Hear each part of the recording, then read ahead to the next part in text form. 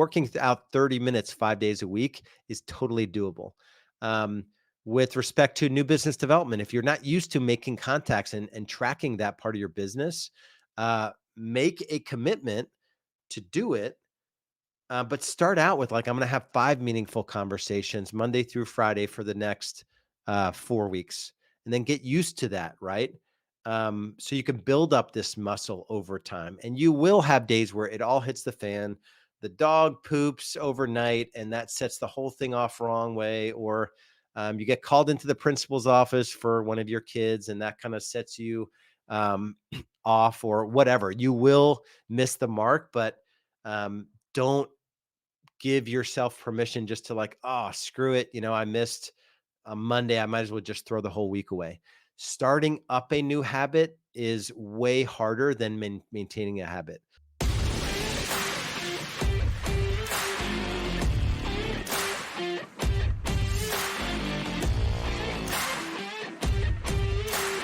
You just got to do the work. All right. Welcome, real estate business builders. Today, I'm excited for something I'm super passionate about. If you have not read the book Atomic Habits by James Clear, that's going to be the backdrop of this training here. And, or depending on how you're consuming it, it could be on the podcast. And the conversation around habits, I want to tailor this around. I'll give lots of personal examples that'll drive the point home, but most folks struggle putting the right habits in place to get them where they want to go. Most people hear the word habits and it's like you're thinking of like, okay, good habits when it comes to eating, or fiscal discipline, saving, those, working out, those kinds of things. We don't think of, you know, uh, habits can be good and bad. So when you look at where you are in any area of your life, most often, I would say pretty much all the time, unless there's some extenuating circumstance, which is completely possible. So I don't want to minimize that fact that everyone has stuff going on that maybe takes them out of a zone in a certain area of their life, but most often we are where we are because of the habits that we've employed along the way. So um, I will be the first to admit that I am really low empathy. So on the scale of, a 10 out of 10 is like super empathetic, and I can always see things from others' point of view and always give them grace. And one is like, suck it up. It's all excuses, get after it, make shit happen. I will probably fall in like the 2 to 3 range, if I'm being completely honest. So I'm going to do the best I can to temper that and maybe bring it in the middle where I don't want to I never really let myself off the hook. And I hold myself accountable. But at the same time, if you err toward, you've got a lot of excuses about why you're not succeeding in real estate or in your relationships, or, why you're not physically fit, or all of those things. I don't want to just let you live in that world of like everything is just happening to me. So I do want to empower you through this conversation. I've got some notes here that I'm going to go through. I've got 7 points that I will bring out from the book. I recommend everyone read this book, Atomic Habits. I've probably listened to it maybe 4 or 5 times. I'm going to bring all of the examples as relatable as possible with respect to knowing that you're in real estate, and likely you're married, likely you have kids, likely you're trying to maintain your physical body, or a connection with your creator, have a hobby, have some friends. We have so much going on in real estate. And if you're a busy real estate agent, you're probably losing your mind just in the drama of the transactions you're involved in, let alone all the fear, uncertainty, and doubt that's coming down in our industry as it relates to the settlement with NAR and the implications of all that. So let me get into this, and I'm entitling this, Atomic Habits for Real Estate Agents. The first thing, and this is like a harsh reality, unless there's some like legit extenuating circumstance, you are a lagging measure of your habits. So what does that mean? So in, business, there's leading indicators and lagging indicators. Like a leading indicator in business is, my ability to have 25 meaningful conversations a day, Monday through Friday, that's a leading indicator of my success as a real estate agent. The lagging indicator um, is my bank account. So I can't produce a transaction. I can't produce a commission check today unless I did some activity 60, 90, 120, 365 days ago, right? So there's leading and lagging. So what I'm trying to say here is that every part of you, for the most part, is a lagging measure of your habits. So I'll give a personal example. My weight. I tend to yo-yo in my weight. I tend to gain weight and lose weight. And when I can string, 90, 180 days together where I'm disciplined, I'm using my meal tracking app. I'm, wearing my Whoop tracker. I'm using my, Apple Watch to track my workouts. I'm all in. I do that for 6 months and I'm at the weight I want to be. I'm physically, I have energy and all that good stuff.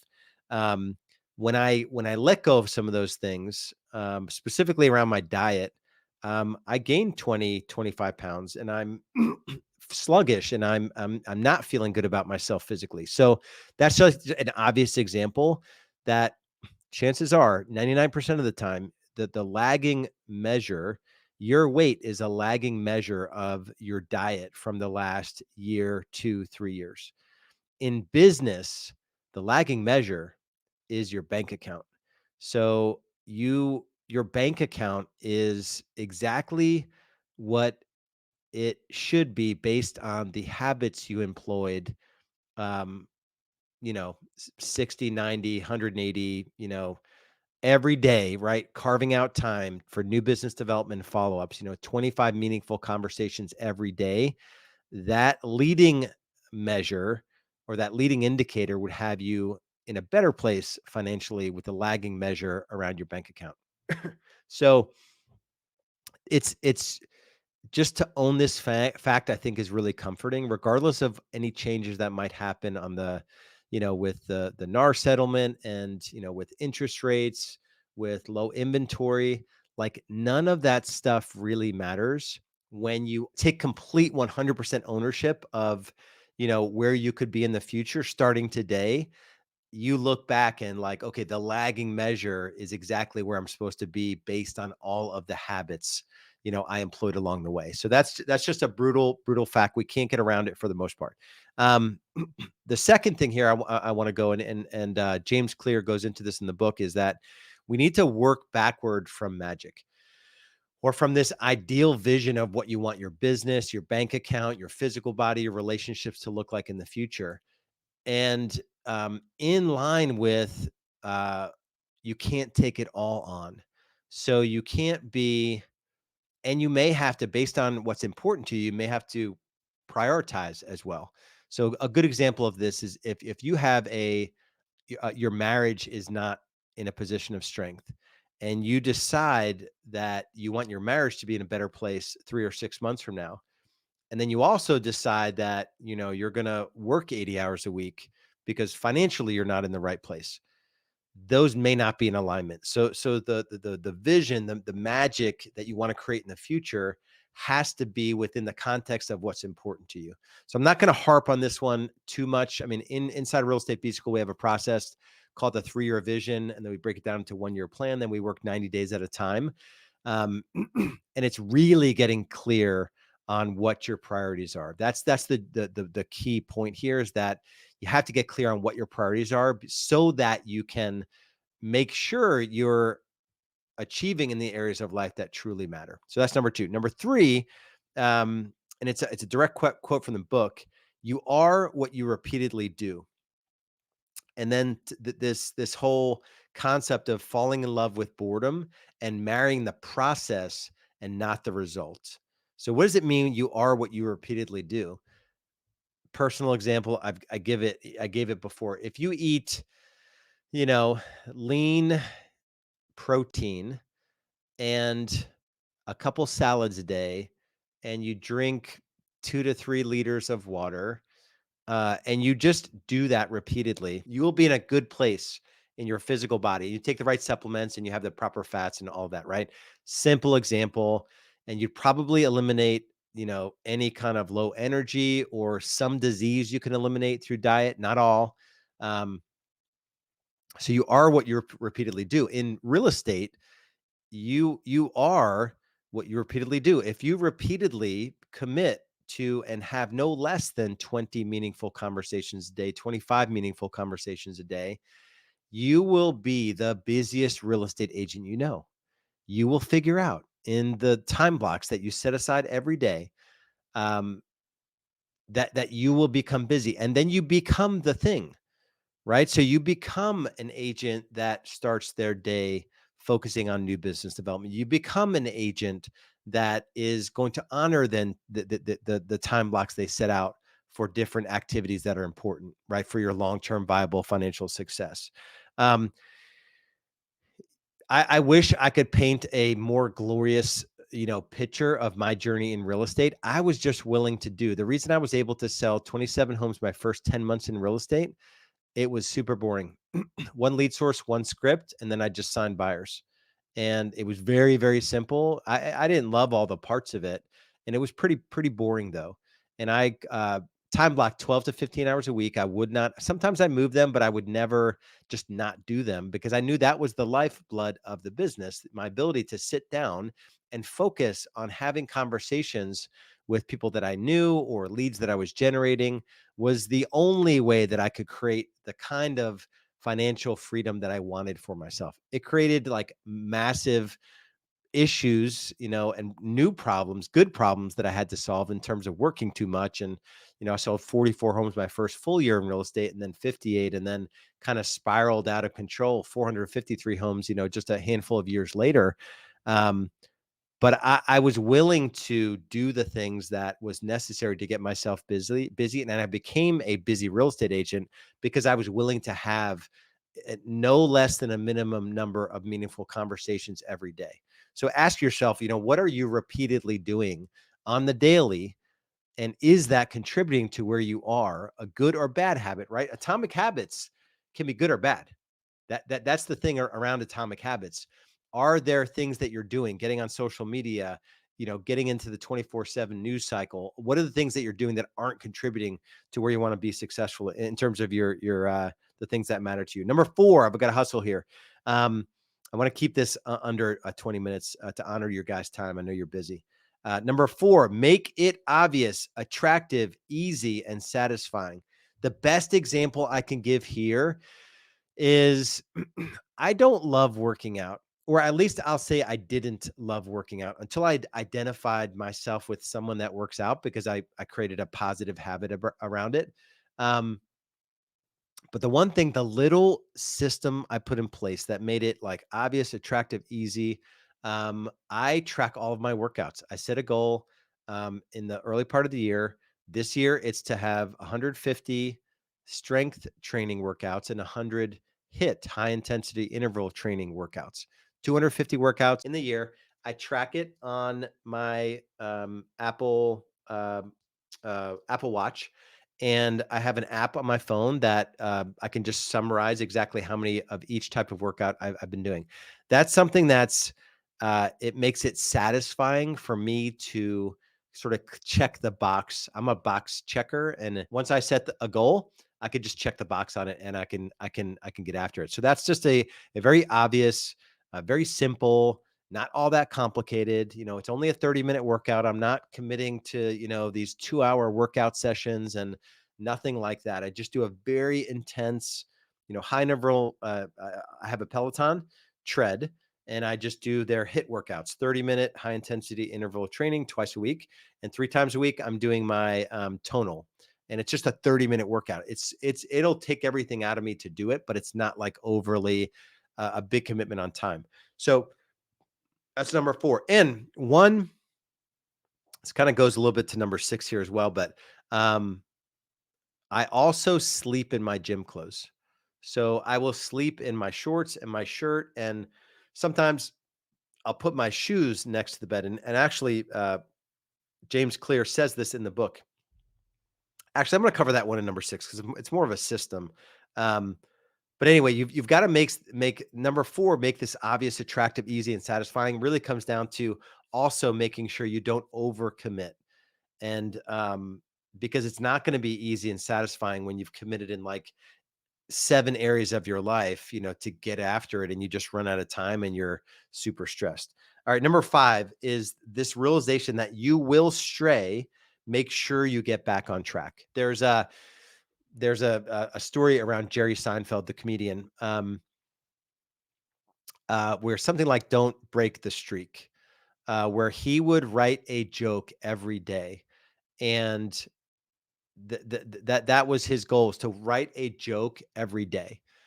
And whatever you're trying to, and if he, because he didn't want to break the streak. You could look it up. Jerry Seinfeld. Actually, I'm going to Google it here so I don't botch it.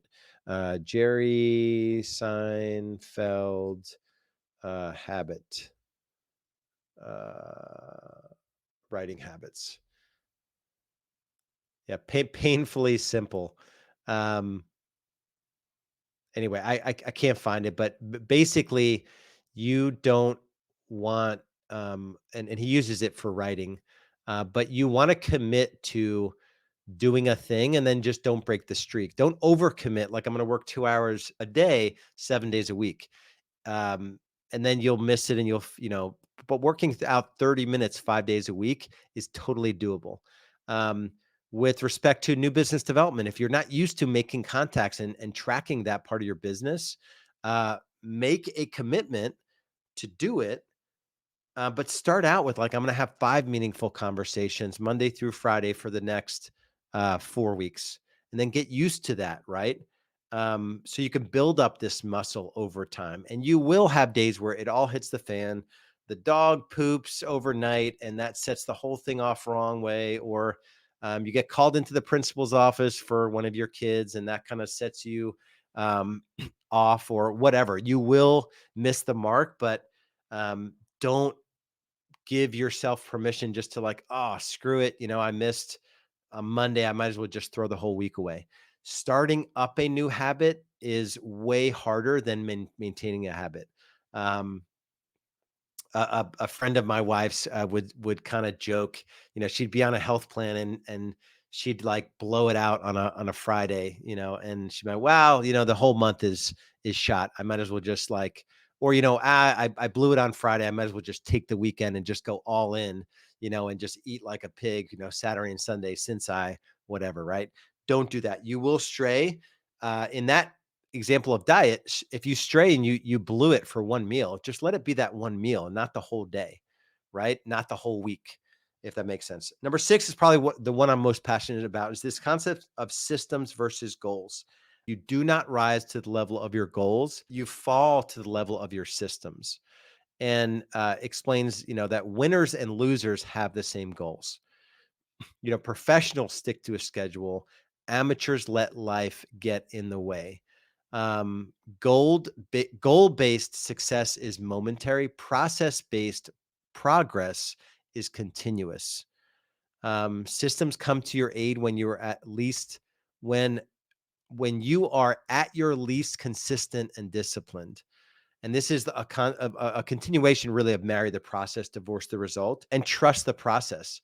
You will get results when you commit to, a 30-minute workout 5 days a week, or, increasing your daily water intake, to 2 liters a day if you don't drink any water, decreasing your caffeine, from 4 cups a day to 1 cup a day before 10 a.m. Um, honoring your time blocks and starting with small time blocks for new business development, and setting aside the distractions, getting off social media or limiting social media to 1 hour per day. These are all systems that will allow you to put up the guardrails so you can focus on the things that matter, the things that are going to get you the results you actually want, based on the things that really truly matter in your life. Number 7 is to focus on actions. It's funny, when my kids got old enough, you can see it here, get shit done. I have this coffee cup in my office. When they realized what it meant, it was just kind of a funny moment in my house. But this concept of doing the work and getting after it. And GSD, getting stuff done on a regular basis, it really does come down to that. So when you look at where you're spending your time, and are you really being honest with yourself? Did I really do the work today? Were there gaps in my day where I spent a little bit too much time on my phone and social media, where I could have been doubling down on new business development, where I watched too much TV the night before? So I rationalized sleeping late in the morning and I missed my workout. You know, we do have to focus on the fact that um, we are accountable to ourselves, being able to lead ourselves first before we lead our clients or our spouses or our children, or taking some kind of influential position, and not like a position, but just being able to influence our communities or others around us, starts with our ability to consistently take action. In light of all the fear, uncertainty, and doubt that's going on right now in the real estate industry, you do not want to find yourself in a position where you're just paralyzed and by the fear, uncertainty, and doubt. You'll hear me talk a lot about FUD: fear, uncertainty, and doubt. That will get the best of you. And so focus on the small things. The kind of the tagline for the book here is tiny changes, remarkable results.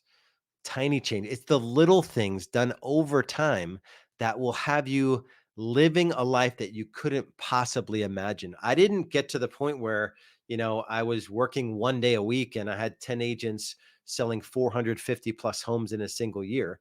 That didn't happen right away. It started with me learning how to become a good marketer, generating a lead, mastering a script, and internalizing it so it became a dialogue, and then convincing people to meet with me. And I just signed them up to a loyalty agreement. None of that. That's how it started, with those simple things. Um, and then I just compounded on it. And then when agents joined my world, I just taught them some of these disciplines and time blocking and, tracking the meaningful conversations, getting good at scripts and tonality and dialogues and all of that. And, not hiding the fact that the best sales professionals in every industry, they are obsessed with having as many conversations, meaningful conversations as possible, and just to embrace that fact. So hopefully this was massively helpful. If you haven't read the book, I suggest you reading it, also getting it on Audible. It's really good on Audible. I think James Clear himself does the Audible. If you are at the point in your journey where there is a next step, and you want to talk about it and what it would look like, milliondollaragentmethod.com. There's kind of a 7-minute video on that page. I've got a program that we've rolled out that is just absolutely crushing it. People are getting way better results than even our $40,000 GCI guaranteed.